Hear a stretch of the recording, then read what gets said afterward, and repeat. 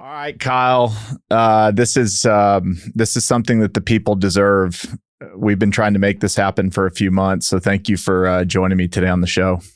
Yeah, Chris, thanks for having me. Super excited for this. Yeah, I think you're hilarious. I think this episode will be informative and funny, and that's the goal. So we'll just kick it off with how did you go from one? How did you get to Wall Street, and then how did a career on the world's greatest street push you in the direction of buying crack houses next? Oh, that's a great question. That was the same thing my friends asked me when I kind of soft pitched it. They were like, "You're going to do what? Are you fucking crazy?" So I got to Wall Street. I went to a state school and studied math. And I got to Wall Street. Really, it was a lot of like hustle and like pretty gritty like sourcing. So like a lot of the ways that I source shit today is kind of harkens back to the good old days. So I would be on Bloomberg all day. We had Bloomberg at the school, which was dope. Just downloading folks who worked at funds. And then I had a script that would blast out a resume and a trade idea to all those guys. I went to College Park in Maryland. So I would like hop on the bus, ditch class Thursday, Friday, and like get drinks with these guys and try to convince them they should hire me. That ended up panning out. I was at a hedge fund in Greenwich when I graduated in 2015 to 2018 or so. And alongside that, I had started. Compliance is really wild when you trade public markets. Like you can't really do shit without asking. And I'm not a fan of asking. So I one weekend I was in the office and I was like, I wonder if there's anything I could do. And I was flipping through the compliance handbook, this big ass PDF, and real estate. They're like, open season. We don't give a shit. And I was like, I'll try it. Why not? So that was kind of the impetus for the thing. And then, so the fund I was at it's a multi-strat. So it's like shitload of leverage, bunch of desks, everybody doing their own thing. So like the guys I sat across from traded bank stocks while I was trading, corn and soybeans. And so it's a sick operation when you get enough desks and you can make it work. And Millennium has made it work for a long time now.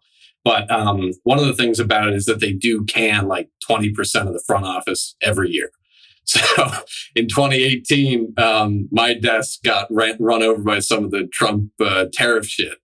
And we didn't have an incredible year. And they said, hey, listen, we've seen enough of this shit. You guys can go home. But I had like 3 months of garden leave that I was sitting out. And during that time, I just did the real estate shit full time while I was interviewing with other funds. And it became clear at a point that I really liked the freedom, probably more so than anything, just being able to do whatever the fuck I felt like doing. And so that was, the rest is kind of history. I turned down the fund offers that I had at that point and said, fuck it, we're going to do this real estate shit. And it's been a lot. It's been a lot of fun. I think one of my favorite things about Twitter as a platform is I try to give people some who are like in those institutional seats, right? Thinking about, because I was there before my desk got the axe. I was like, this is a fucking, I don't know if I can do this forever. But the crack houses, apparently I can do it forever. So, hey. Crack is, it's addicting, right? It is addicting. You'll never, never, that smell, you don't forget that smell. The first time you're like, what the fuck is that? Somebody microwaved their fucking Tupperware too long? And you're like, oh, that's what that is. Okay.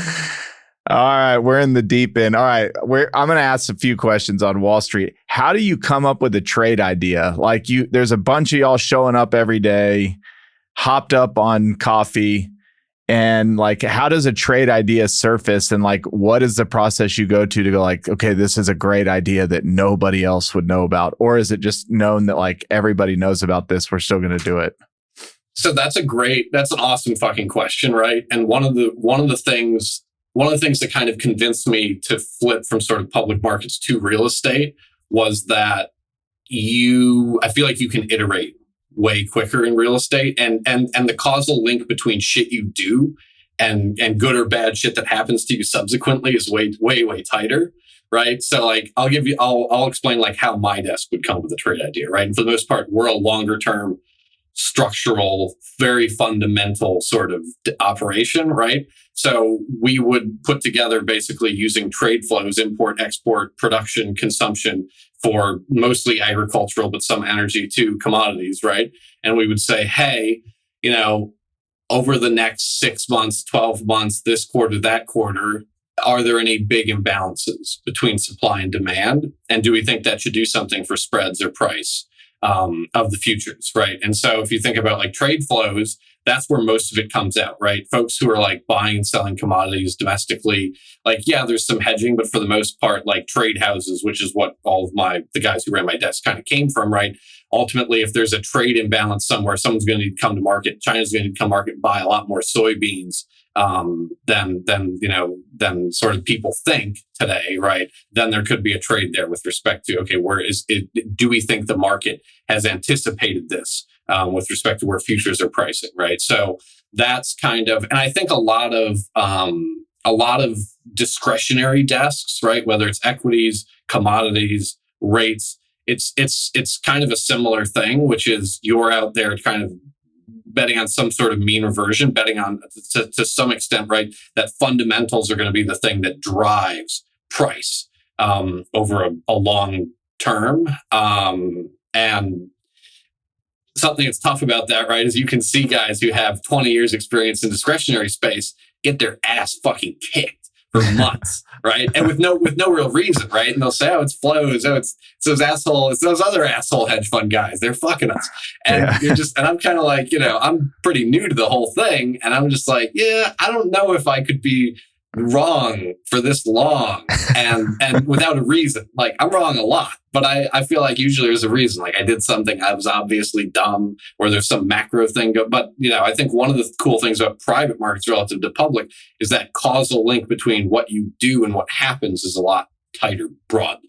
Yeah. So you can, in the public markets, you just say you can be wrong and for a while and have no clue why you're wrong, because it is a lot more emotional and other factors going in. It could even be worse than that, right? It could be you're right from the fundamentals are playing out like you expect, but it's not showing up in futures pricing. And you're like, fuck. And so one of the only things that, and this was something that in retrospect, I ended up thinking about a lot.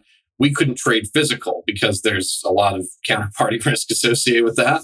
And we pitched a couple of times, the risk folks on letting us do that because, the physical does tend to line up with fundamentals. It's not a bunch of Wallstreet hedge funds that are trading physical corn and beans.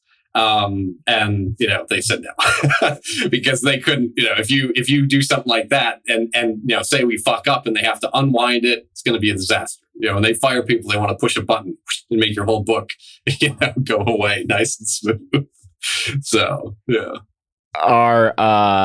Are you coming up with an idea a week, an idea a month, an idea a day? Like, how often do you need to have an idea? Yeah. So for the most part, it was, we would have, because we were a big sort of like structural fundamental desk, we would probably have somewhere in the neighborhood of 5 to 6 to 7 to 10 on the super high end ideas in a calendar year. Right. So because you're playing for something, because you're sort of seeing something that you think the market has mispriced, right? It's going to take a while for that to play out. Now, there's a lot of ways of playing it, whether it's options or spreads or just outright flat price, right? There's a lot of ways of expressing that and a lot of ways of putting that on, as they would say. But for the most part, on big sort of thematic desks that do that bit structural sort of stuff like that, usually you have a couple of, you don't have that many views over the course of a year where you're like, oh, this is important enough that we should get in and do this. Yeah. And were you just compensated? Is that how people are compensated? It's like, however well your idea does, you're going to make a lot of money. And if it sucks, you're out. It's a very eat what you kill setup and multi-strats. So like Citadel, Point72, Millennium, they're all sort of run like that. Super eat what you kill. And yeah, we were definitely no exception. Like the folks who go, the guys who started my desk at Millennium, right? They were basically there because it's kind of funny in retrospect, but it's a classic Wall Street guy thing, right? They don't want to run a business. They want to show up. They want to sit in front of the monitors. They want to trade. But they don't want to set up a fund or do fundraising or back office, middle office, right? Compliance. they don't want to do any of that shit. They want to do the, I guess for them, right? What is sort of the fun shit. How much of your life was like the show Billions? How accurate is the show Billions in retrospect to real life? I tried to watch Billions. I mean, I think the thing that a lot of those shows get wrong about, like, especially about like material non-public information, is that for the most part, everybody at hedge fund is scared shitless of, especially now that the SEC chases these things down like criminally as well as civilly, right? Everyone is fucking scared of like any, because in the criminal setting, like, it's going to be a jury of your peers. And I mean, finances, for, rightly or wrongly, it's more complicated than a lot of things. And so the ideal that you would be sitting there explaining, market microstructure to some guy who lives in one of my apartments, right? You're like, oh, fuck, like that's probably a situation I should try not to get in. And the compliance oversight is also wild, right? Like, I remember one time one of the guys on my desk went to a basketball game with his mom. Compliance is calling him first thing Monday morning. Who took you? Which broker took you to that basketball game? And he's texted about it with people. That's how so they're reading the text and they're calling saying, you didn't disclose that you were going to a basketball game with, who on the sell side took you to the game? And he's like, what the fuck? He's like, I just took my mom to a basketball game, right? So I think the thing that gets a lot of play, whether it's Billions or other media, is that there's a lot of people who are sort of down for various flavors of moral ambiguity. And my experience was kind of not like that. Like, there's a lot of smart people who are aggressive and motivated by money, but there's not a lot of room to do morally ambiguous things. Yeah, if you want to do that, you just go into Congress and then you can do all that you want. You can trade on any idea that you want. It's more of a political path to all right. Why are you kind of wanting people to get off their seat? Like, what's keeping people's ass in seats on Wall Street as opposed to jumping? Is it purely money, like the next bonus, or what causes most people to hang around longer? It sounds like it's like maybe you hadn't gotten kicked off your desk in 18. I'm not saying you'd still be there, but maybe you would. Like, what keeps you there? I think what keeps you there, it's different for different folks, but I think that, like, there's a lot of people who are afraid of the void, right? There's a lot of people who would say, okay, well, I don't even if you say I've got enough money put together, like, I could do this for a while. I think there are a lot of people who look at the void and say, it's easier for somebody to direct deposit this money into my account as opposed to me, like, having you out and, like, do something, like, make something for it. And I think in particular for folks who are on the street, the prospect of running a business is, like, really, really terrible.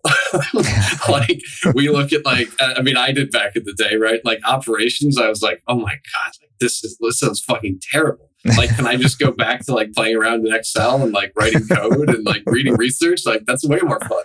And yeah. I think that you need to be a certain type of sicko to be like, I'm going to leave this fucking comfort and do something in the nothing, make something out of nothing, right? I think that's a big, so even more so than the money, because I think a lot of people, you could say, hey, we're going to, it's not as much, but we can set this thing up so that you have some degree of, like, personal comfort in your lifestyle or whatever. And they would still say no, because that path is addicting and there's a lot of certainty around it. Whereas the void is just totally, honestly, that's what I love about it. I love the ambiguity. I love I can do whatever the fuck I want.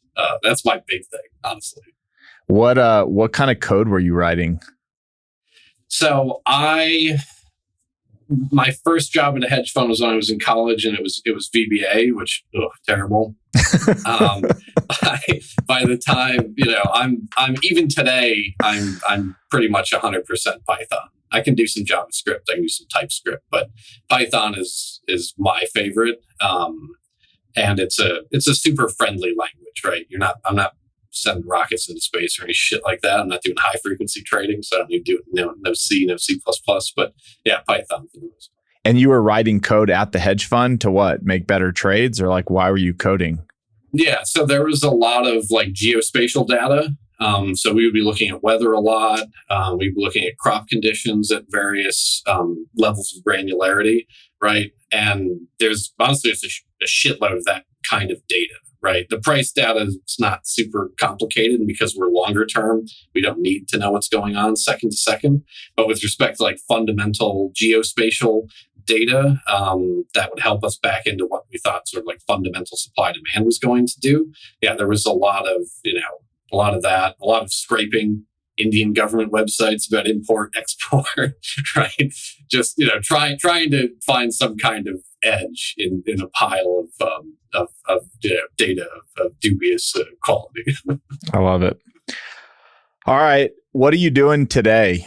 We can talk about your lending platform. I think you're also an owner operator of sorts. Like, how would you describe what you do today?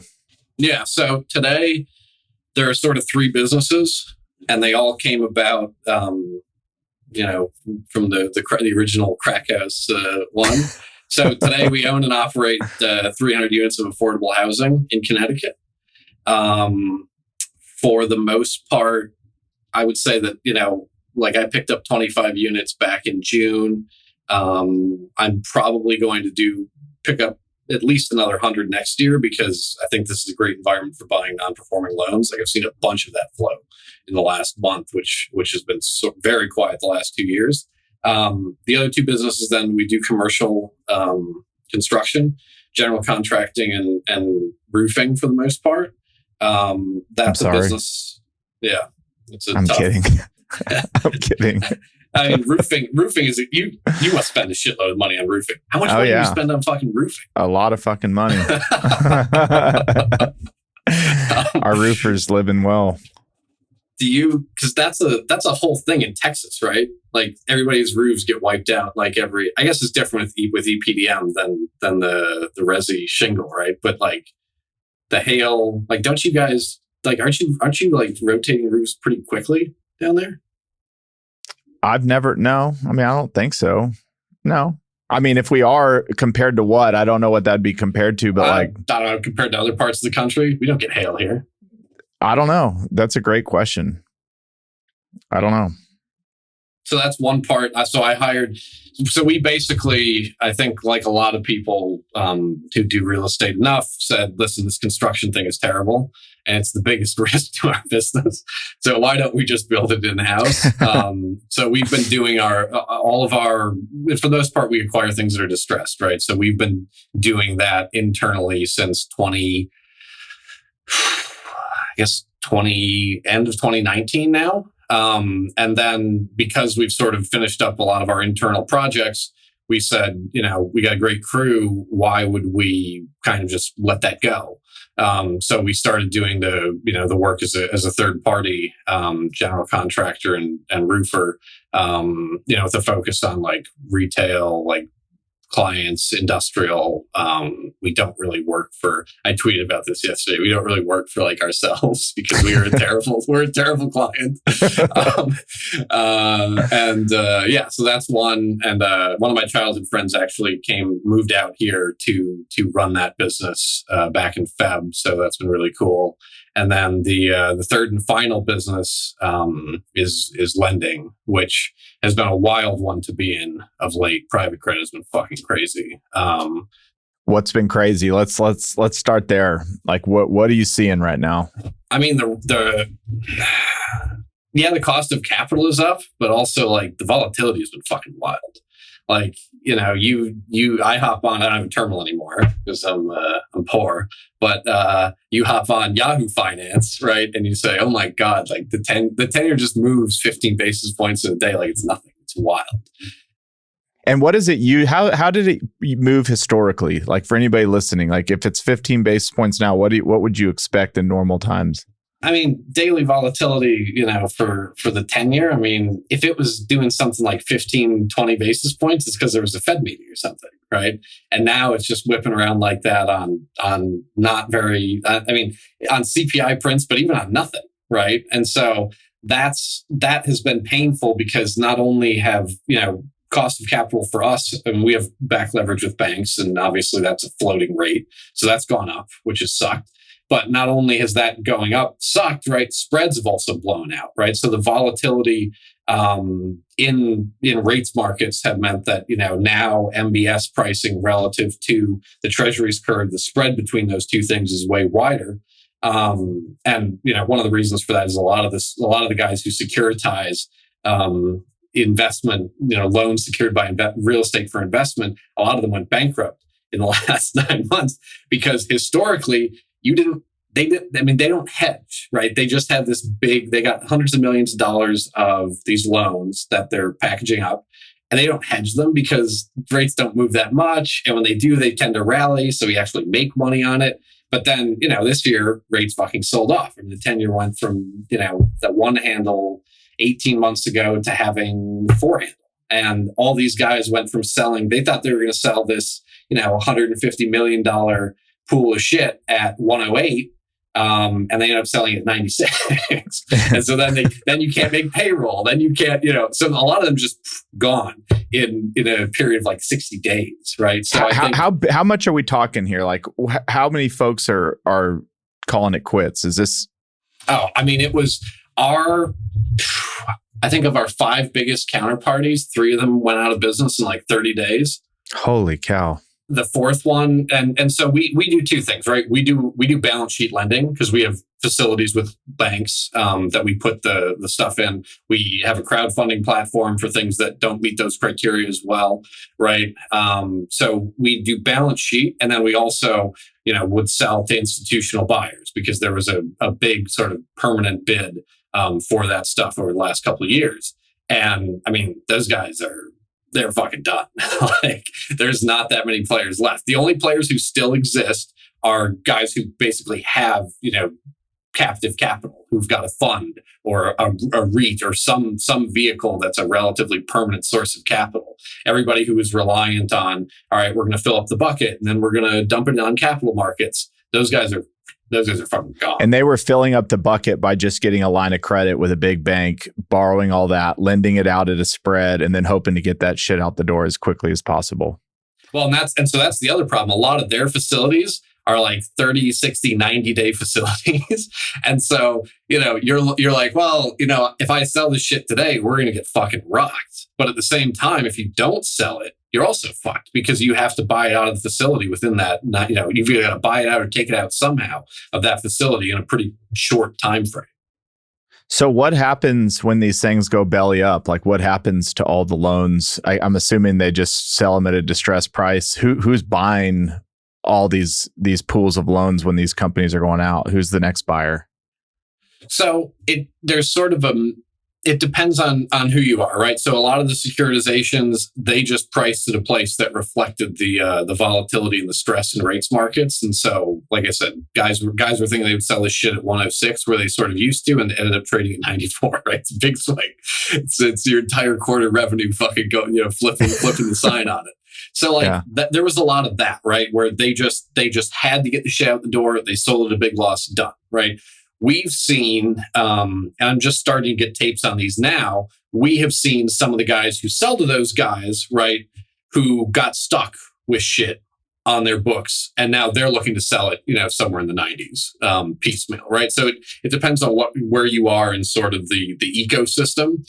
But yeah, for the most part, there's a mix of people who just took the big hit and said, fuck this, we're closing up shop. And then there's a class of folks who are, smaller, probably like us, who don't really have the capacity to balance sheet. And they're in various states of, what do we do? Do we sell it? Do we sit? Do we, so. I know you don't have a crystal ball, but is this the beginning of a string of this? Like, are we just at the beginning, or are we through a lot of it? Like, how do you think about that? It's hard to say. Yeah, for the paper, it's hard to say. I mean, the financial system is way more, and especially like the piping behind like short-term lending and this kind of thing, bank to bank. I mean, SOFR, right? All this stuff is way more shored up than it was the last time this happened. But it's also the case that liquidity is one of those things where, if until you really need it, you'd say, oh, it's fucking great. I think one of the things that's exciting to me as somebody who does buy, I mean, we've been originating loans more so than buying secondary, right? But as someone who kind of came to this game as a buyer of distressed loans, I'm super excited because I don't really believe that things are going to be that fucking bad. Because if you just look at the leverage that's in the system, it's not what it was last time around. And I actually feel really good about, it depends on the market, right? But I feel good broadly about the collateral. And so, if you think the collateral's fine and you're looking at picking up some 12-month paper that's got 9 months left on it at, 90 something, right?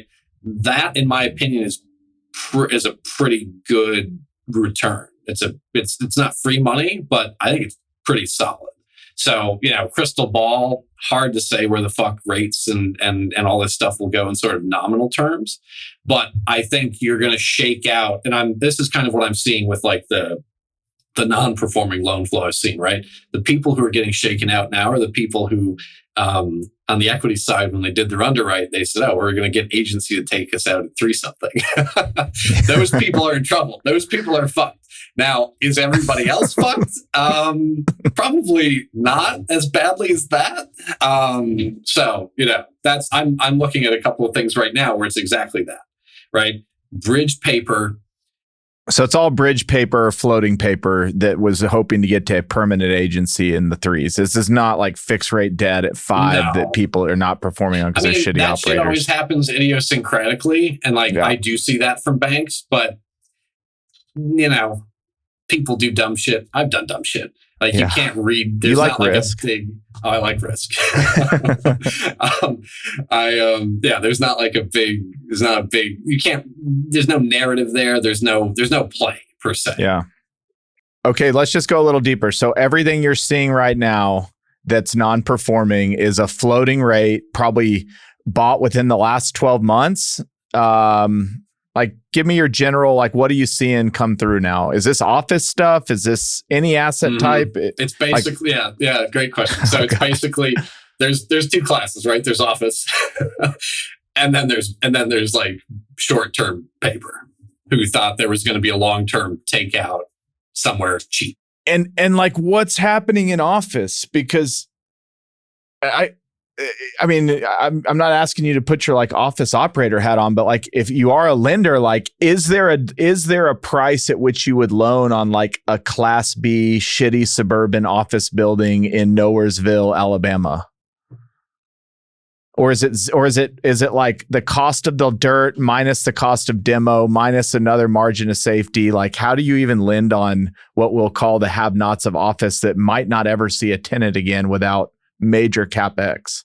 Yeah, the only office that we have on the balance sheet is owner occupied, and it's small mixed use stuff. And that stuff works right now. Yeah, that stuff's fine. It's funny that banks have always hated that shit. And to me, I've always been this doesn't make sense that you hate this. This seems pretty all right. I mean, my office, I'm sitting in my office, it's a small mixed use building. I don't see that. I don't get the hatred for that, right? I mean, the stuff that I've seen where I'm just I don't know what anyone would do with it is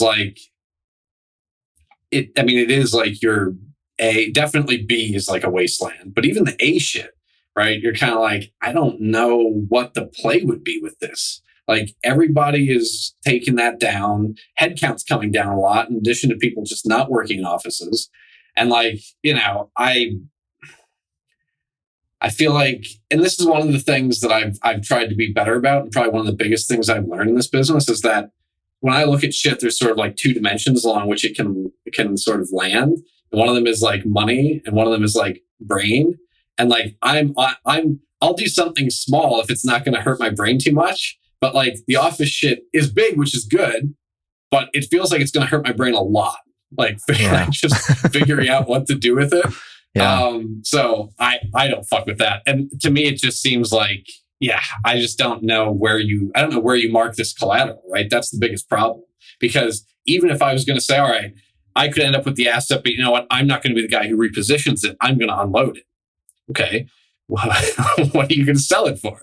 Like, right? So, because I've bought loans secured by shit that I don't want anything to do with. Like, I bought loans secured by funeral homes. I bought loans secured by all kinds of shit. But you know, every one of them, I was like, you know what? This has a fire sale. I call it a chuck value. This has a chuck value, and I think it's this. The Office, I'm just like, like 50, like 50, sub 50% occupied office in Fairfield County. I love Fairfield County, but like, okay, what are you going to do with it?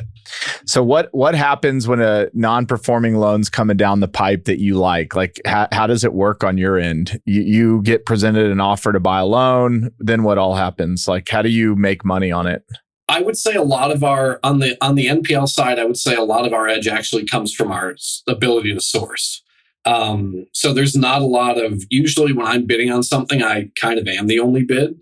So a lot of the edge comes in that. And I'll never forget the first bad loan that I bought. It was I think it was secured by a 20-ish unit building in one of my markets. And the building was probably worth 1.5, and the loan was like $400,000. And I'm on the phone with the bank, right? The head of credit at the bank. And she goes, you know, there's no way you would sell this at a discount because it's just so over collateralized. And I said, all right, well, would you take 85 cents on the dollar? She said, yeah, of course. and that was so prescient because like for the most part, every other experience has been like that, right? You're talking about loans. I mean, the biggest package of shit I've ever bought was like $6 million, right? So you're talking about shit that's like too small for anyone who's like big to care. And so a lot of times you're the only bid. And so, hey, 85, whatever, that's fucking close enough. So, you know, that's the way it will go, right? Something will come in. Usually it's like outbound that leads to someone saying, oh yeah, we have this. What would your price be? And then, you know, a lot of this shit, I mean, this is true of almost everything I own, including my office. You know, I don't get to go in them or really diligence anything. It's me just saying, I feel like this price I can't lose at. And then from there, you know, there's always some back and forth about the purchase and sale agreement, blah, blah, blah. But usually that's pretty straightforward. And then from there, you know, you're into probably my favorite part, which is trying to get the asset. So you want the asset. If you're buying a loan, you want it. Typically, yes. You're not looking to make a deal with the current borrower. Yeah. There are times where like that works. I think the problem is that in my experience, a lot of the folks who get into these situations are definitionally not going to be able to get out of them. And so then the question becomes, you know, what's the next best? And I have had a couple where I pushed, like the funeral home was pushed to a sale, right? So I've had a couple of things like that where you can push somebody, but realistically, right, how are you getting out of it? It's going to be a refi or a sale. And a refi is going to be tough. Okay, so I'm going to be the borrower of a loan that I'm defaulted on. That's bridge. You just bought it for 85 cents on the dollar. You got a good deal on it. Then you're just sending me a FedEx letter certified that says, "Hey, welcome. Welcome to Daddy. Welcome to the Rumble Zone, baby. Here we go, baby. Pretty much. Daddy now owns the loan." And then what are you offering me? You saying, here are your new loan terms, or here's when your next payments due? Like, how are you communicating with me? Yeah. So usually I don't waste, because Connecticut is a judicial foreclosure state. So I don't usually, and most of the Northeast is. So I don't really waste time with, I mean, I'll send if they haven't accelerated the loan, right? Or sent a notice of default, right? I'll do those, but that's more of a dot my I's, cross my T's. Usually the foreclosure starts within a week.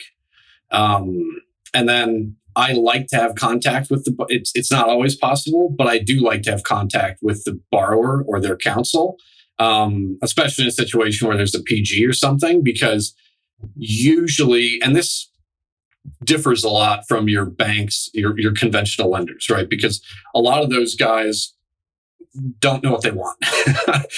They don't want the asset. They want to get paid off, but they don't. It's not really clear what they're playing for, right? Whereas with me in a lot of these setups, like, I do want the asset. And so usually if there's a PG, right, I'll just say, hey, listen, there's one of two ways this can go. My counsel is very experienced with commercial litigation of this sort. And in his opinion, there's a decent chance that I'm going to own the collateral and probably everything else you own. And so if you don't want that to happen, simple. I'm happy to release you from any deficiency judgment or anything forever, but you're going to have to do a deed in lieu. And that works most of the time. What's a deed in lieu? So a deed in lieu of foreclosure, right? So basically the creditor's going to the debtor and saying, hey, you can just convey the asset to me and I'm going to waive, I'm going to release you from any other associated liability, whether that's deficiency judgment, a deficiency meaning the difference between what my sort of payoff is on the debt and the value of the asset, right? So I get into a lot of those situations because a bank is 3 years into some battle, right? Racked up this massive tab, way bigger than the asset value. And I can come in and pay a discount even to the principal on the loan and then go to the borrower and say, listen, I'm going to do you a solid here, but you're going to have to do me a solid because I don't want to do this litigation for another 3 years, right? Yeah. And so then you sent me that, you and I got on the phone, we talked crack houses. You gave me my deed in lieu of foreclosure offer. I decided to take that offer. Now what happens? So one of two things will happen if there's a lot of like subsequent encumbrances, which does happen. I'll usually have to see out the foreclosure action anyways. If there's not, and it's kind of just you and me, right? Then that's kind of it, right? Usually the conveyance instrument in a deed in lieu of foreclosure is just a quit claim deed. So I own the asset. I own the note. I'm going to go ahead and, release the note.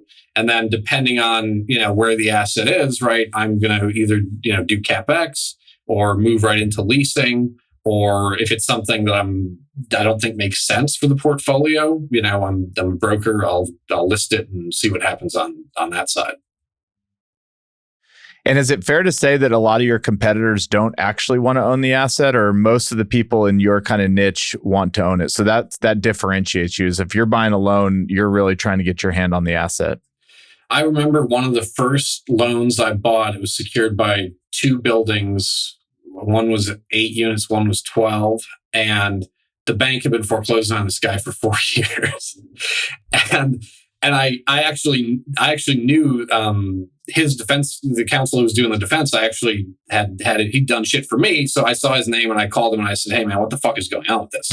And he said the bank doesn't know what to do. And I said, "Well, does your guy want the assets?" And he's like, "No, he doesn't want the fucking assets." And I'm like, "Okay, well, would he just give them to me?" And he's like, "Yeah, of course." So, a week later, I've got the deed where it's over, right? And so that was one. I mean, they had probably racked up somewhere in the neighborhood of $70,000 in legal to do this thing.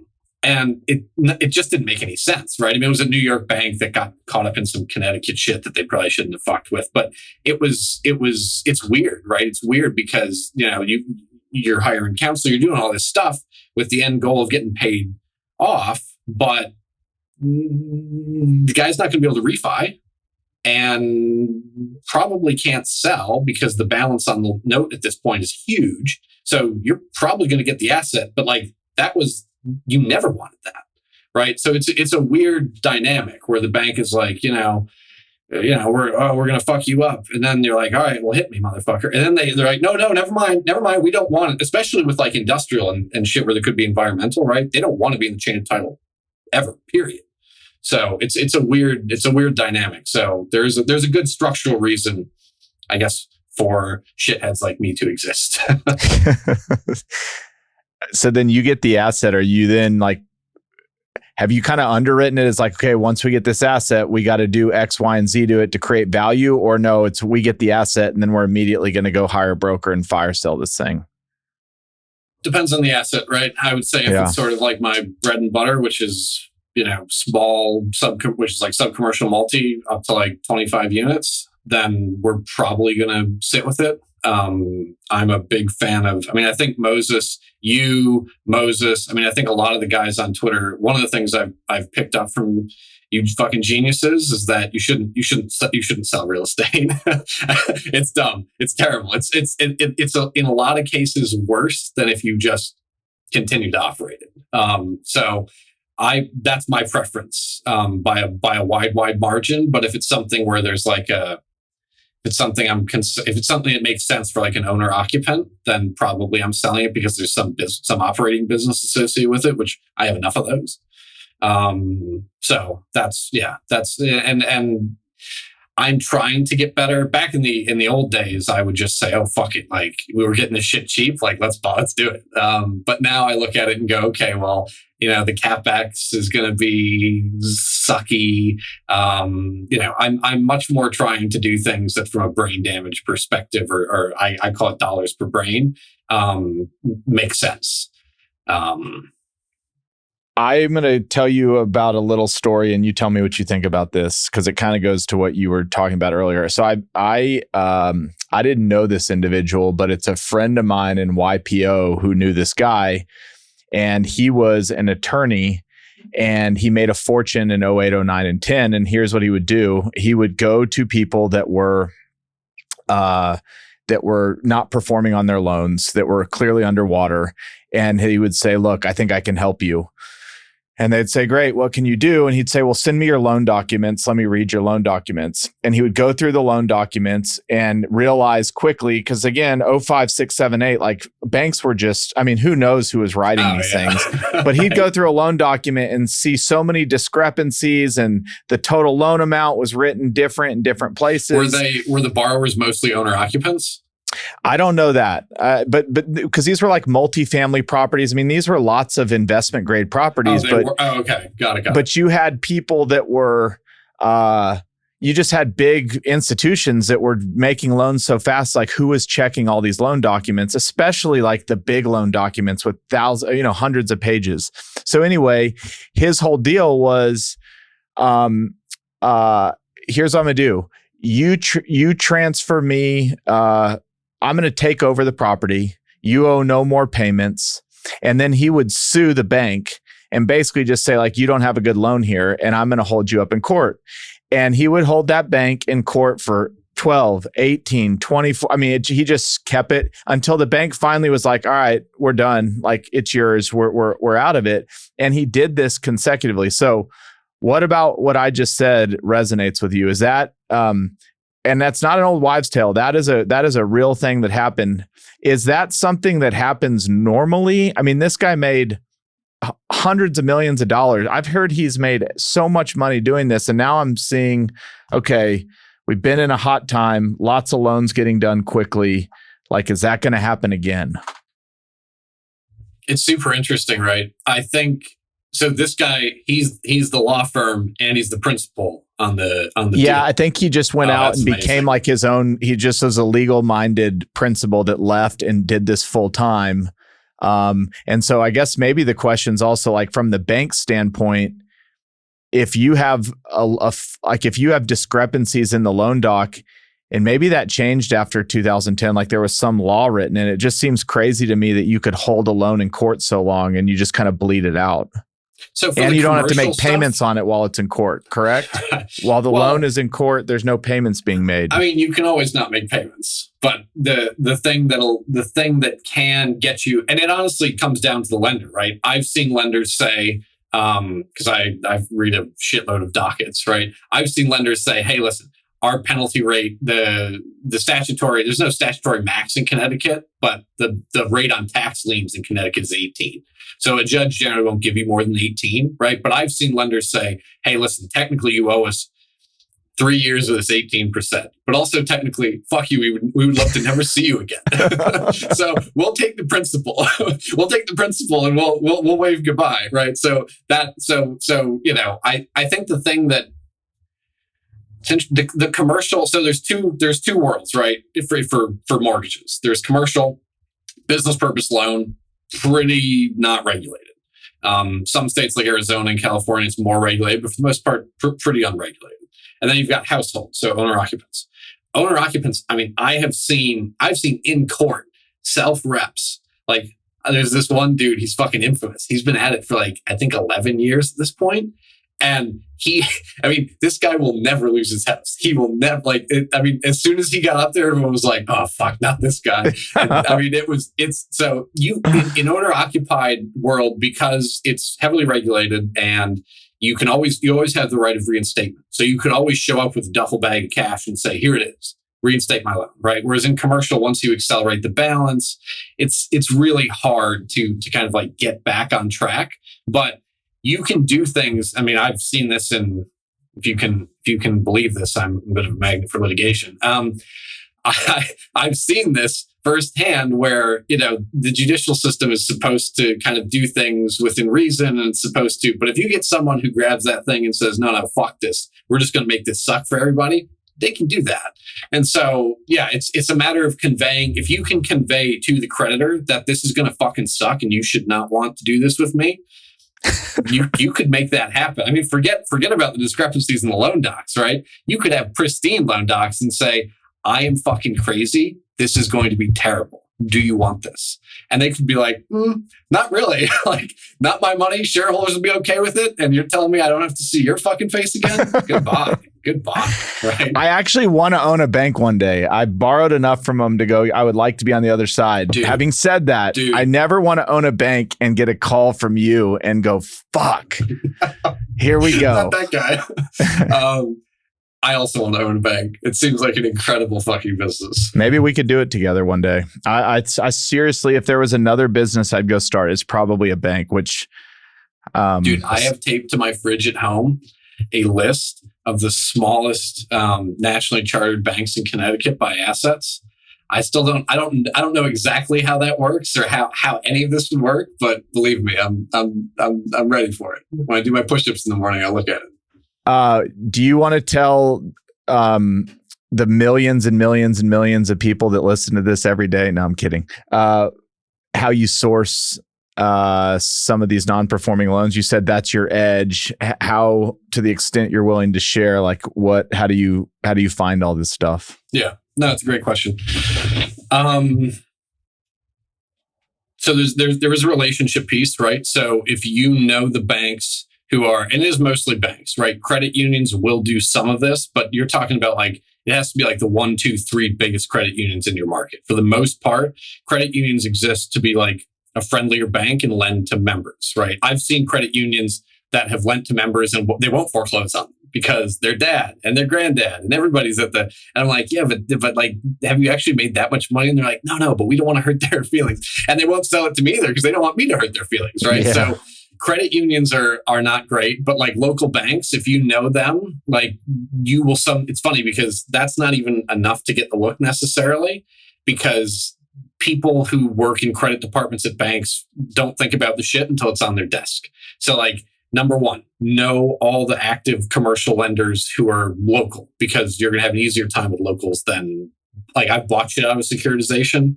Don't do that. It's terrible. It's nobody's money. Nobody cares. And you're going to have to pay par. Guaranteed you're going to have to pay par. So know the banks, but moreover, watch land records. Watch land records, watch dockets, right? Whatever your wherever you are, if it's non-judicial, watch land records. Even if it's judicial, watch land records, right? Because that's the first place it shows up publicly in terms of distress is going to be that lis pendens, right? Is going to be that tax lien, is going to be that whatever. And I have code that basically watches my markets for me and lets me know when there are interesting things happening. And then like, it should be super event driven, your outreach, right? Because again, the people who are in these credit seats don't think about this shit until it hits the fan. And so then you've already gotten coffee with somebody, you've gotten a beer with somebody, and you come up and say, hey man, I see, this happens to me all the time. Hey man, I see you guys have this. And you're like, what the fuck? I didn't know about that. And you're like, well, you're going to know about it soon. So like, can we do something? And that's kind of how it goes. So, and then like, I'm in the process, because we're coming into a macro period where I think there is going to be more activity and more interesting stuff, right? I'm starting to try to go even upstream from the lis pendens, right? So who's not paying taxes? Even before it gets to the tax lien stage, right? Who are commercial property owners who are 6 months, 12 months behind on taxes, right? Usually that kind of technical default, and this is something that, as a lender myself, I don't sweat too hard, but banks hate this. Like, you're a guy who pays 5 days late every month. God, that just, I don't know why, but it really gets to them, right? Shit like that. Oh, we have to call you to get you to pay your taxes. I fucking hate that. So those are examples, right, of guys where a bank is generally not going to throw someone into technical default for paying their taxes late or chronically paying the mortgage late or what have you, right?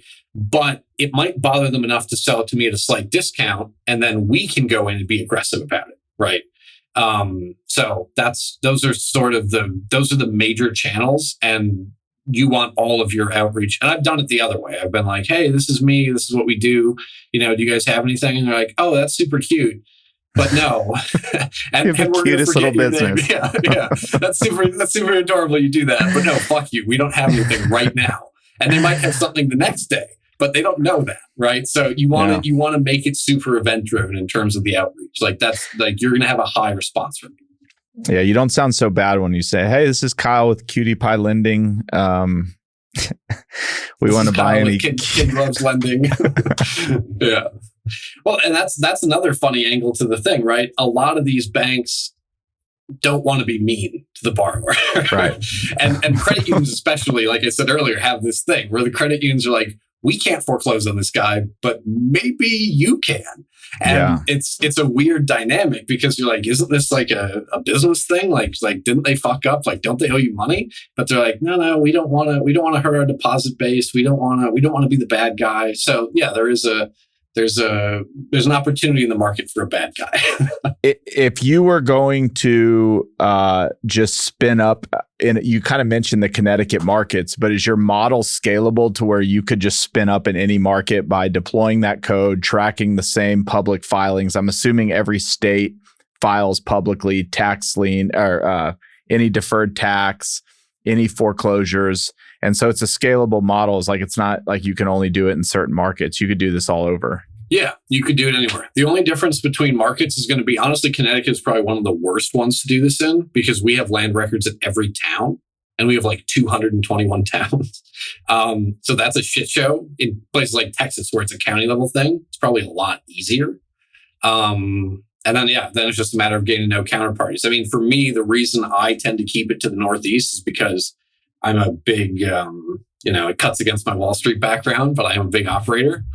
And I have a hard time, like, unless it was decent size and I was going to move into a new market, I would have a hard time sort of justifying buying paper in other places. And then I think then it becomes, okay, if I'm going to buy paper in a place where I don't want the asset, I'm just like the lender. Like, what's the difference? Maybe my basis is a little bit better, but like, I don't have all the tools in my fun little toolbox, that I would normally have. And so, maybe at some point we'll make a push somewhere, but for now I live here, and it's fun to do shit here.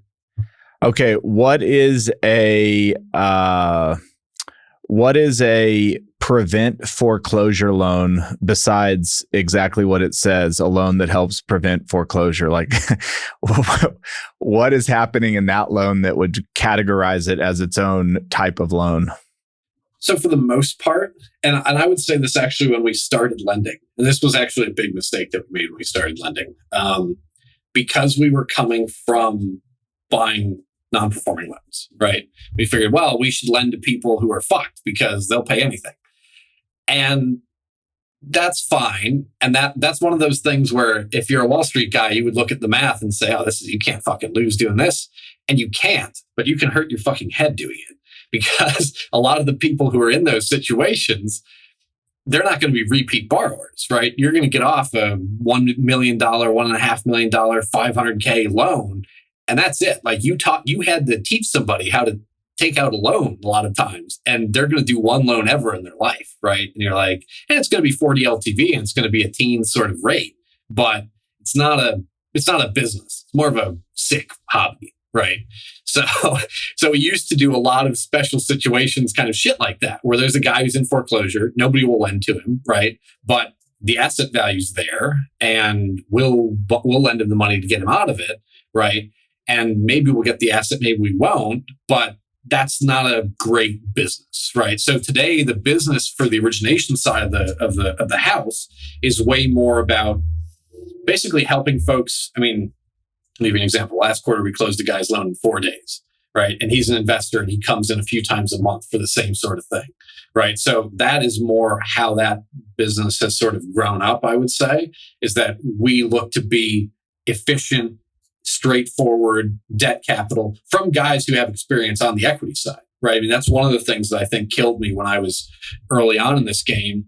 I would get questions from these guys, and I'm not like hilariously young anymore, but back in the day, like, okay, some guy who's like 2 years out of Baylor is asking me questions about this deal. And I'm like, buddy, what the fuck do you know about this? Like, you're asking me if I got boiler insurance? That's not a real thing, right? Like, I would get, in underwriting, I would get questions that didn't make any sense and I hated it, right? So I think that we've tried to put together a business that does kind of put the borrower's headspace, wellness, ahead of other things, and prioritizes execution speed, right? So we've gotten away from those one-off loans. Okay, what's an Airbnb vacation rental loan? So these are actually super not popular at the moment, but they were very hot earlier in the year, and we did some of them. So AirDNA, which back when I did the STR thing, they were super nascent, and I actually bought data from them. They were really cool. But you can get to a place where, and we don't balance sheet these because it's like a 30-year term, but somebody who's buying a vacation, buying an asset, usually single family, with the intention of putting it on Airbnb, right, can do an underwrite with the AirDNA data to get to, a DSCR. And going to pay a little bit more than they would if it was on a long-term lease, but hopefully make up for it on kind of the revenue side of it, right? So that's one of the things that the capital markets have stopped buying pretty much completely, if you can believe it. But yeah, that was hot earlier this year. There was a lot of that, and they're not buying them because they're bearish on the short-term rental market. It's not proven out to be what it was, or they're just bearish on travel, or why is it not popular? It's interesting. I find that a lot of times those are all great reasons, but a lot of times it's simply that capital markets don't want it, and it doesn't necessarily make there's almost never a nice narrative reason like that, right? It could just be that like the guy who sets the buy box woke up this morning and he was like, you know what? I think hospitality is fucked because I drove by the Holiday Inn in my fucking town and there were 2 cars in the parking lot, right? Like especially when you talk about securitization, a lot of the rules, and this is one of the fun things about us having a balance sheet, right? A lot of the rules that, in my opinion, don't necessarily impact the credit, the debt. Like, is it going to pay? They get drug into the thing as if they have something to do with the investment outcome. And a lot of times just an arbitrary rule. I'll give you a quick example. We for a while were selling to a counterparty who got most of their money from insurers, and in particular like P&C insurers.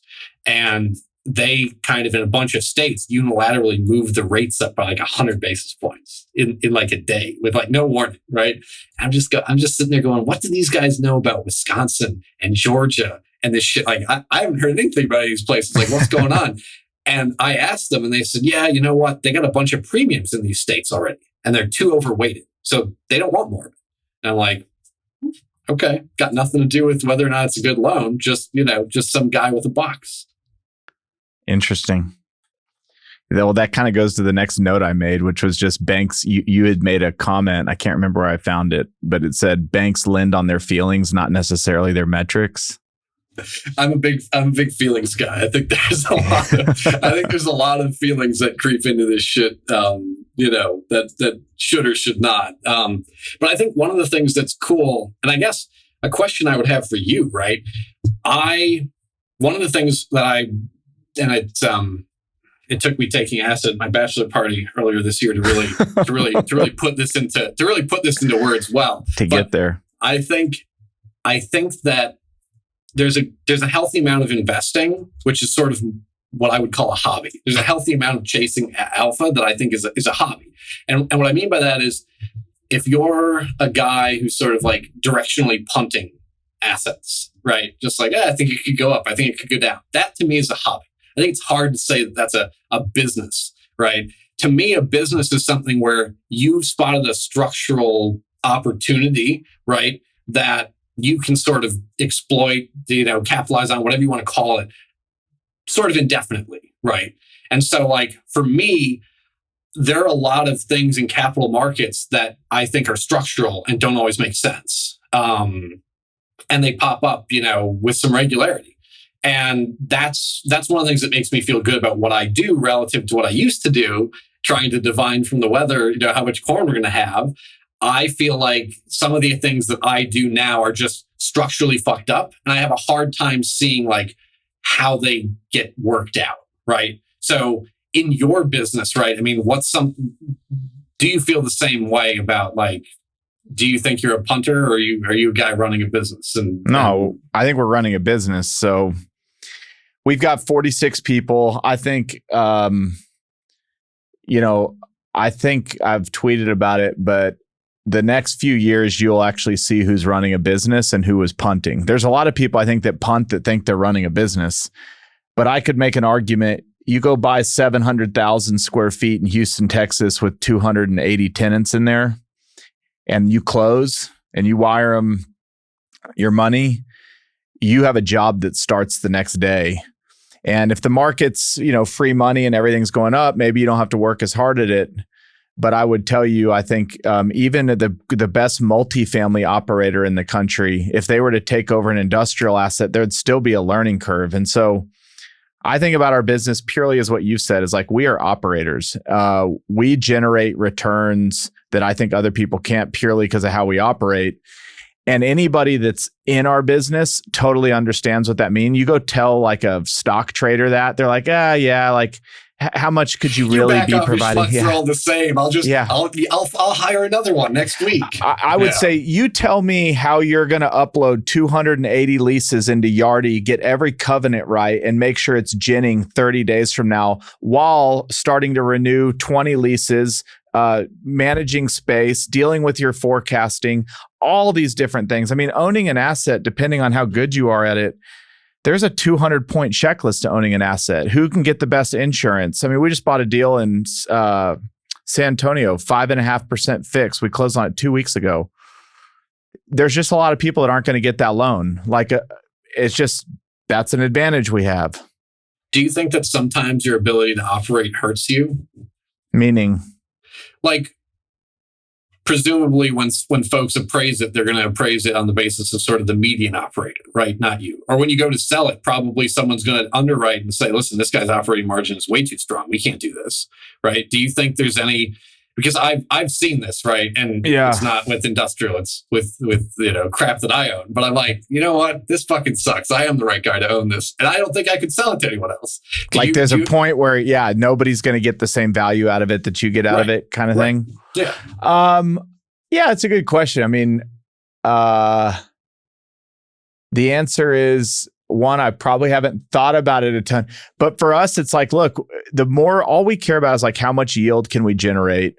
How long can you stay around the hoop with this asset? Forever? And if the timing's right and we can sell it or we can recap it, like great. But if you ask everybody, like, what's our main purpose every day with every asset is like create as much cash flow as possible. And whether or not the next person can bite off on that, our investors will do better. We can refinance. There's just more we can do with more cash flow. It gives us more options. But we've actually talked about that. It's like, look, we've sold some assets to some people, not saying they're not going to operate them as great, but you kind of like listen to them on the call when you're selling something. You do these big buyer calls and you can just tell like they are not going to give this thing. Face. That was amazing. Well, they're not going to give this thing the same level because maybe they are punters or traders. Like they're actually not playing that game.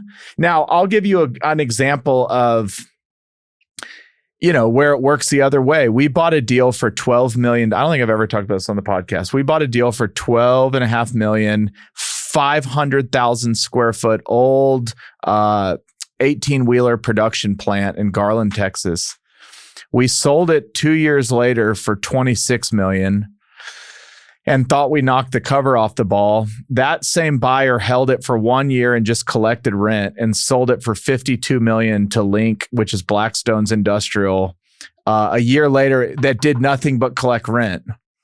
And so that game is over now. Like that's actually what's exciting about the next few years. Like this whole like hot potato game is done.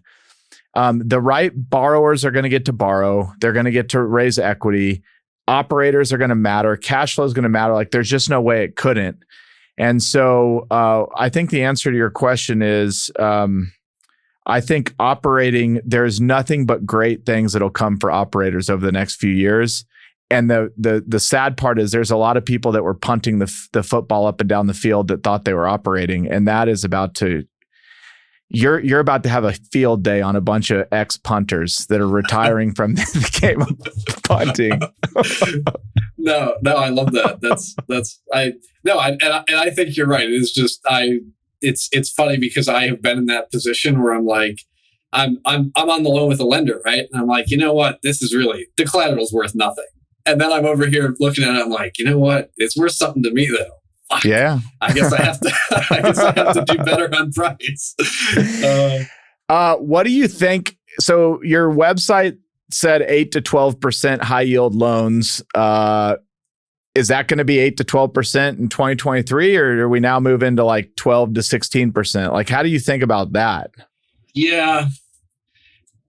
I actually think they're going to come in a little bit.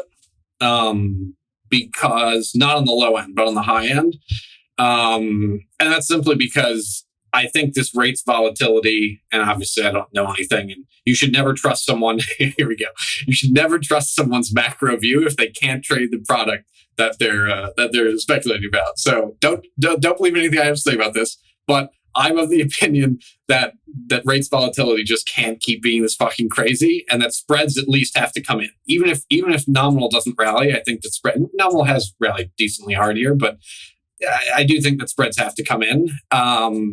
Now, the question is going to be whether or not people are going to be okay putting the money out. And I think other terms are going to move. We've already seen this. Leverage is coming a lot, right? On construction loans, loan to ARV is coming a lot because lenders are sort of implicitly betting that the collateral is going to come off. So, we'll probably see more of that. I think in terms of rates, I do kind of expect them to come in a little bit. I do kind of expect them to come. What do you think needs to happen for money to start flowing again? That the Fed, like we just need to have clear direction from the Fed that they're done raising rates? Like, because everybody kind of thought, all right, Q4, you'll start seeing money start moving again. That hasn't really happened. What is it that's the trigger, in your opinion, that gets capital flows happening again? It's interesting, right? Because I feel like, this has been a wild year because, if you got a 60-40, you've gotten fucking destroyed. On both legs of that, like the fixed income leg, depending on what kind of duration you had on, like you've gotten hit harder than equities, right? It's wild. So I think the question becomes, obviously, like rates being higher in nominal terms is kind of less good, but we've had periods in history where they've been quite a bit higher than where they are now, and there was liquidity. So I think it's more so about giving people certainty than needing rates to sort of rally in absolute terms. And, capital markets have sort of gone ahead. The Fed has prodded them, but capital markets have gone ahead and priced some pretty bad shit happening at a point. And I think that hasn't really materialized. And so, as sort of the macro data comes out in Q1, Q2, I think that people will look at, what they wanted to put out in terms of money and say, we're not at a place where we're going to hit that, and we got to start doing it. And everybody can feel as bad as they want about this thing, but it's not really in the data yet. And I think that's probably, just seeing more prints and seeing them not suck is probably, what people would like to, because people don't want it. Nobody wants to be that dumbass by themselves, right? If you're that dumbass with a bunch of other people, whatever. Everybody got it wrong. But I think, to stick your neck out and start swinging, this is one of the things that I'm having some trouble with right now. And I'd be curious to know what you guys are doing on the acquisition side, right? I'm like, okay, well, this seems cheap, but maybe it'll be cheaper next month, right? It's tough. What do you do? And that's okay. That's a great. So we bought a deal in San Antonio like 2 weeks ago. Yeah, the can we buy it cheaper one day? Yes. But again, I think that's a little more of like punting. Like if you're operating, one, we've got 6.5 million square feet. So we see the data that's happening like by the day of what's going on. And what I would tell you in our asset class, I can't speak to like, I know what's going on in class shit office in New York City or suburban. It's bad. What I would say is like we're still signing record lease after record lease in small bay industrial in the Sun Belt. Like it's two different worlds. It's like the capital markets are dead. The ground game is great. And so we're just having to make a decision of like, are we not going to trust the fundamentals and just like, it's almost like we're going to hope that everything gets so much worse next year so that maybe there's a better entry point. Or are we going to follow the data today and definitely make a price adjustment that reflects today's kind of risk, but also we bought that deal even at 5.5 fixed, we underwrote it that it would have worked with a 7.5% loan for 5 years, which is not going to happen. But if in 5 years rates are up higher and we have to recap there, again, it goes back to like, will we have the cash flow? And I guess the thing that nobody ever truly underwrites, it's like hard to do that, is like, what if we go through the Great Depression and like everybody goes out of business? And I don't know, we don't play that game. And now it just seems like we're in this world, like we're about to print 1.8 trillion. I mean, like out of nowhere, we're going to read it in like 48 hours. Like that has to be good for asset owners. I would have to imagine that it doesn't suck if you own buildings for 1.8 trillion. You have that incredible, you have that quote about how the some sort of residual. Yes, here we go. All the I'm botching my own quote. Basically, the residual value of all innovation makes its way down to land. Real estate. It accrues to real estate. It does, because so you think about like Amazon, like every efficiency they get in the warehouse, eventually they have to renew their lease. And the landlord's not an idiot, and they're going to figure it out, and they're going to raise their rent. I mean, it's basically, it's just everything. I mean, if it's cheaper, you know, you can build these places that don't have parking garages because nobody's driving cars anymore. Why aren't they driving cars? Because Uber was invented. Well, guess what? You can pay more per unit or rent it more per unit because you're not paying for a parking garage and parking service and all this other. So no matter which way you dice it, as we get more efficient as a society, there's like one place that always ends up at the end of the day. And that's a building owner. Other than, depression, right? Some big macro collapse. What do you think about when you think about like big existential risks to your business? So like that the Sun Belt or like our population flows, I guess, slow down. Okay. That would be a big one. We're in an asset class where I'm not worried about new supply. Nobody's rebuilding 1980s warehouses in the center of cities. In fact, they're just knocking them down to build other better stuff. I mean, it's a macro, like it's got to be a huge depression that kills business, because we have a lot of blue blood business, a lot of services, a lot of contractors. I call it kind of the backbone of America that keeps our cities running and like our country flowing. I'm not worried if, some tech, super tech company goes out of business. They're not operating our stuff right now. If the slowdown right now, it seems like there's a big push in society or just the world is like, how do we get products to people quicker and cheaper? And that's not just Amazon anymore. That's like your local roofer that's just trying to like do a better route to like not to save a little gas. And everybody's just trying to stay close to the customer, get to them quicker, service them quicker. That ultimately is really good for what we have to offer. And so if people stopped caring about that, that would suck. Dude, because our CapEx is our great thing. Seems like a great thing to be on the other side of, right? Someone's going to say, "Oh no, I don't need it now. I can have it later." Well, like if you're looking at retail or office, even if you were to say like, okay, demand's there, the preferences by tenants is changing dramatically. I mean, a restaurant build out now is like multi-million. An office build out, I mean, these are like museum quality build outs for nice office space. So one thing that would keep me up at night is if like what people required by way of CapEx or TI in these buildings, like somehow drastically preferences change. Because I'm dealing with sheetrock, carpet, lights, a tiny office, and a warehouse.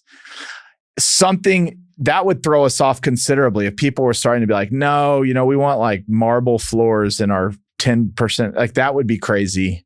And then I'll tell you what's hurting right now is insurance. Now I think that's hurting everybody, but like we own some stuff in Florida, we own some stuff in Houston. Just the way that insurers are starting to underwrite a lot of this stuff is, now I don't know if that's hitting everybody, but like insurance sucks this year.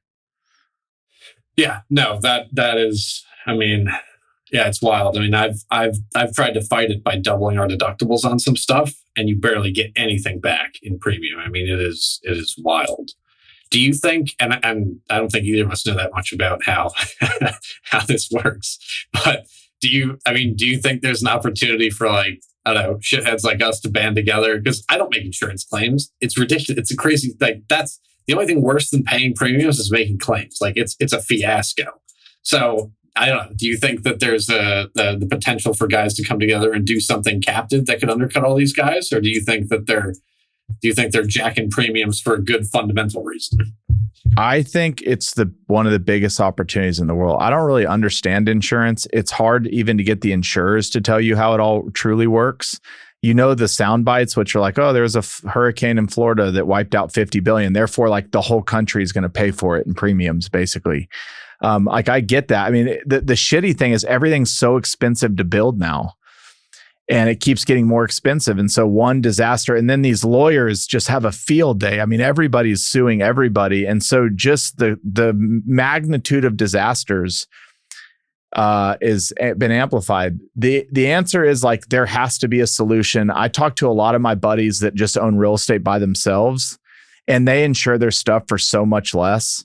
It's because we have investors and have other people's money that we have to max insure what we have.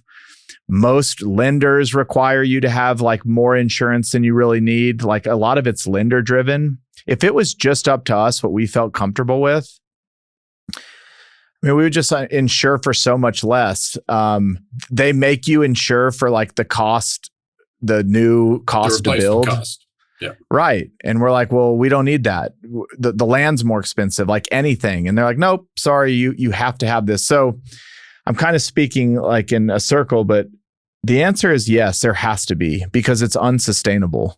And like there has to maybe be more incentives that lawyers can't just go sue the hell out of everybody and go after these $100 million.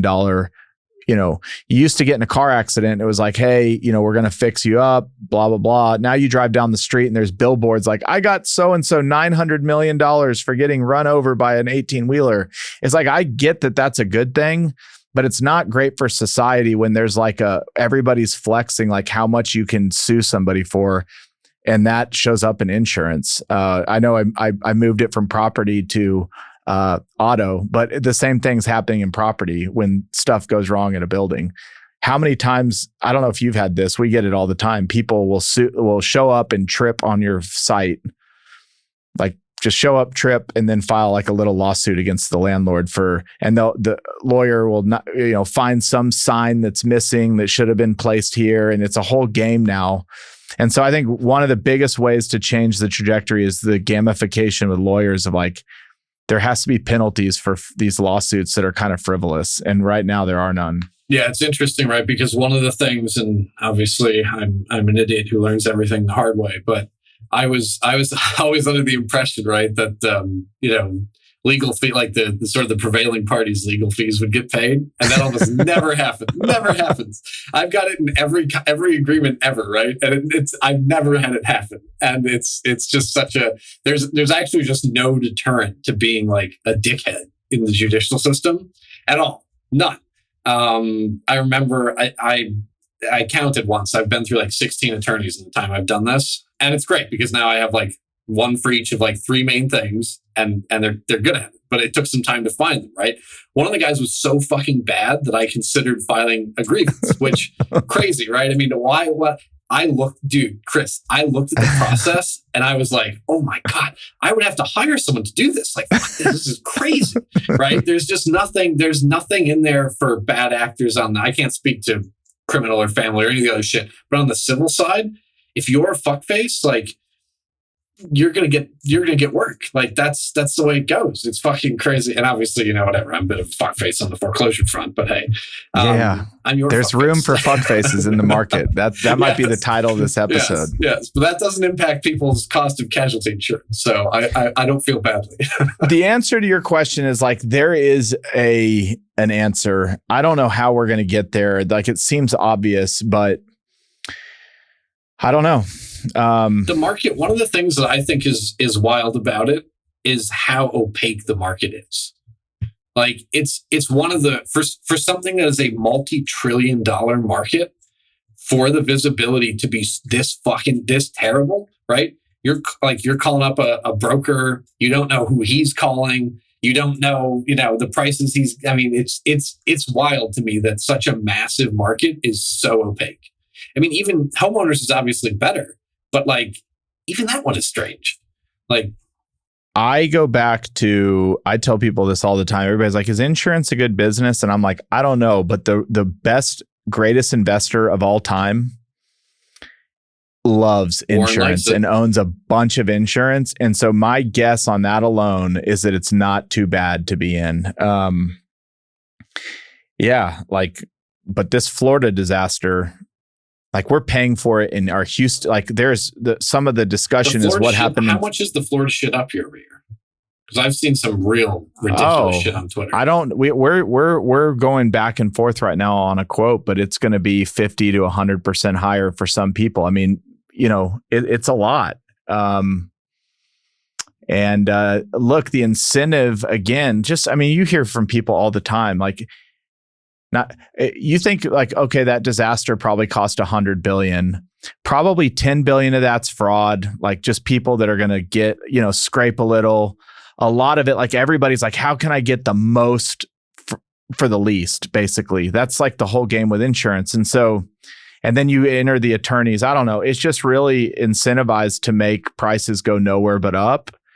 And so you think there's a claims issue as well as just the... Oh, for sure. I mean, everybody's house had 10 times as much furniture in it and diamond rings and stuff. And I'm not saying everybody, but I guarantee you that what's claimed in a disaster like that, and don't get me wrong, these people's lives have been just destroyed and it's sad as shit to see. But on the flip side, if you're just looking at it from a business perspective, like I can't imagine how much fraud happens. I just can't imagine how much fraud happens. I'll tell you one thing I did as a dumbass young kid. I owned a bunch of rental properties at TCU. There was a huge hailstorm and I just made a claim on like every roof and just thinking, this is my time. I'm getting all new roofs. Thank God for hail. And sure enough, like it came back and they were like, no, like you have like one roof that kind of qualifies, but it put a permanent stain on me. That you have an insurance credit score. I don't think most people understand that. When you make claims, you have a credit score of like how many times this person makes claims against their insurance. So for like 5 years, I couldn't get insurance at a good price because everybody's like, you're the guy that goes and claims on every house when a hailstorm comes in. And I was like, yeah, I was that guy. Now, like you said, I do everything we can to not have to make a claim. Because not only is it getting more expensive, it gets even more expensive when they think you're a guy that makes a lot of claims. It's a double whammy. Well, and you got to hire a public adjuster. We had to make a claim. Oh God, this is a couple of years ago now, but it was hilariously enough, it was actually the first non-performing loan I ever bought. I really learned my lesson on this one. It was owner occupied, right? Nice property. I think it was on 5 acres. Had like a riding rink in the back. 5,000 square foot house. Good shit. And the occupants who were let's just say they liked the rock. They lit the thing. They lit the fucking thing. The thing started on fire, right? The thing started on fire. And I'm like, oh my God, I've never had this happen before. And the the insurance company sends their adjuster. The guy is telling us, no big deal. He's like, this is not structural. You could just paint this. I'm over there. I'm like, you cannot fucking paint any fucking fire damage, man. And so, they come back. And so this is my first lesson where get a public adjuster and fight. And the guy fought, and it was good shit. But I mean, it was a shit show. I mean, this is a single family house. It takes 9 fucking months. The guy lowballed the shit out of us out of the gate. He's like, this is probably like 20 grand. I'm like, 20 grand to rebuild a house? You fucking crazy? I looked at his pricing. We actually own some dumpsters in a roll-off truck. And I was like, I looked at his dumpster pricing. I'm like, I own the dumpsters and I can't dump for this. Like, this is fucked up. So yeah, no, it's a hell of a racket. And you're right. There's a reason Buffett's in it. You're getting hit from every which way. When true hailstorms come out, there's roofers out there that are like, I know how to get the full claim. I mean, it's just like everybody's got a game in insurance. It just very much seems like, and a lot of times it's like, how hard are you willing to fight the adjuster? Some people just like hear it and they're like, all right, I guess that's what we get. Come to find out, like if you just fight a little harder, there's a lot more, but their game is like, how can we give you the least?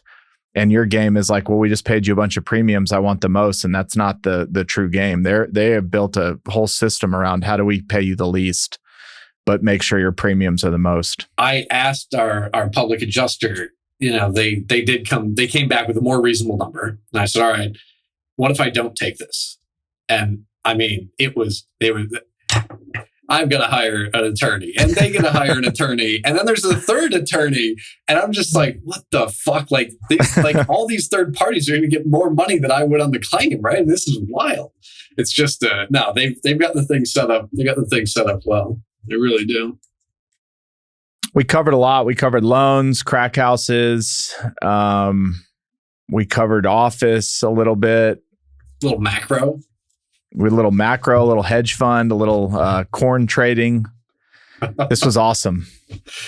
Yeah, man. Listen, I appreciate you having me on. I love your shit. You're one of my favorite fucking followers. You too. You're a great I actually OG. love you. I loved you a lot. I love you a lot more after this last hour and a half. I didn't think there was much more to give, but I think we're lifelong buddies now.